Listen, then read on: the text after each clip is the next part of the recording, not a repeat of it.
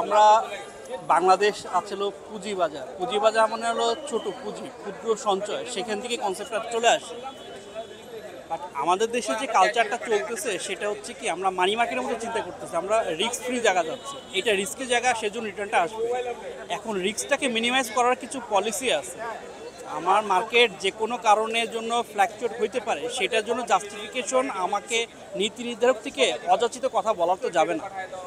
এক্ষেত্রে যেটা বলতে পারে, তাদের সহনীয় পর্যায়ে থাকতে পারে। আর এই সহনীয় পর্যায়ের মধ্যে তারা ফ্ল্যাকচুয়েট হচ্ছে যেই কারণটায়, সেটা হচ্ছে যে আমাদের রেগুলেটরি বডি যারা আসতেছে তারা দুর্বল মৌলভিত্তিক শেয়ারগুলোকে অনুমোদন দিচ্ছে, কিন্তু এর পরবর্তী চেয়ার ছেলে চলে যাচ্ছেন, এই শেয়ারটা কী অবস্থা হচ্ছে সেটা কেউ জাস্টিফিকেশন আসতেছে না। ইভেন নতুন আইপিওতে আসা শেয়ার ফার্স্ট ইয়ারে সে ডিভিডেন্ড দিতে পারে না, সে জেড গ্রুপে চলে যাচ্ছে। সো এই দায়ভারটা কি পুঁজিবাজারের ক্ষুদ্র বিনিয়োগকারী যারা অথরিটি ছিলেন, যারা রেগুলেটরি ছিলেন, যারা অনুমোদন দিচ্ছেন, তাদের জবাবদিহির কথাটা এখানে আসছে না কেন? এক্ষেত্রে তাদের শাস্তির আওতায় আনাটা যদি সম্ভব হয়ে থাকে, তাহলে সেক্ষেত্রে সেটেলমেন্ট হতে পারে। এখন মার্কেট খারাপ আসতেছে, সেজন্য জেড গ্রুপ দিচ্ছে, জেড গ্রুপ ফেলাই দিচ্ছে, রেগুলেটরি অনেকগুলো লিমিটেশন দিচ্ছে।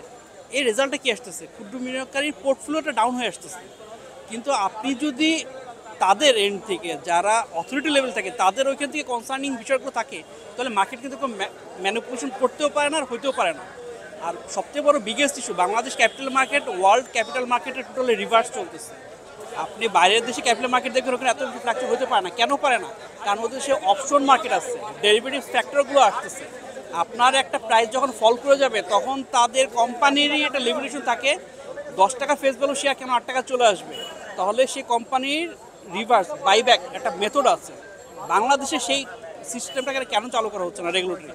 এটা প্রতিষ্ঠানে যারা পরিচালক আছে, যারা ইন্ডিপেন্ডেন্ট ডিরেক্টর বা যেখানে যারা ম্যানিপুলেশন হচ্ছে, তাদেরকে কন্ট্রোলিংয়ে না এনে শুধু ক্ষুদ্র বিনিয়োগকারীকে, পুঁজিটাকে কেন আমরা কনসার্ন করার চেষ্টা করছি? পুঁজি একজনও যাচ্ছে, ক্ষুদ্র বিনিয়োগে কালেকশন করে টাকা নিয়ে আসতেছি, সেটা শেষ ধ্বংস হয়ে যাচ্ছে। তারা কি এতটুকু মনে করতেছেন?